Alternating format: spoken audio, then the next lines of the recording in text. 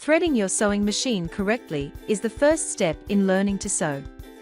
Dust off your machine, get ready to start, and use a few helpful tips to make the process easier. This can improve your experience with your machine and make sewing more enjoyable. To wind a bobbin, place a spool of thread on the machine's thread pin. Pull the thread to the left and wrap it counterclockwise around the pre-tension disc. Then, thread it through the 2 holes in the empty bobbin and wind a few times around the center. Put the bobbin on the bobbin winder pin. Press the foot pedal to start winding.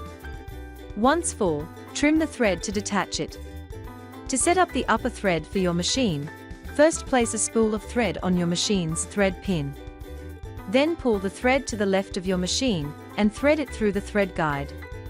Then lower the presser foot and it will clamp the tension.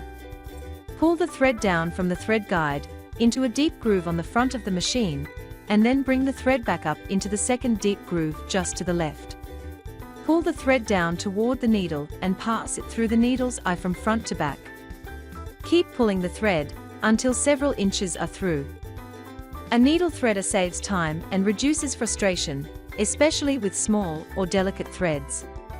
Dritz needle threader makes threading needles easy and quick, reducing eye strain. It holds the needle steady for easy insertion and removal, perfect for specialty threads. Insert the thread into the Y groove of the pusher, then insert the needle shaft into the same groove. Gently slide the pusher down until the wire catches the needle's eye. Push the grip to pull the thread through the needle. Remove the pusher and pull the thread through the eye using the hook. Once your top thread and bobbin are set up, lower the needle all the way down and then back up. This will catch the bobbin thread and pull it into a loop.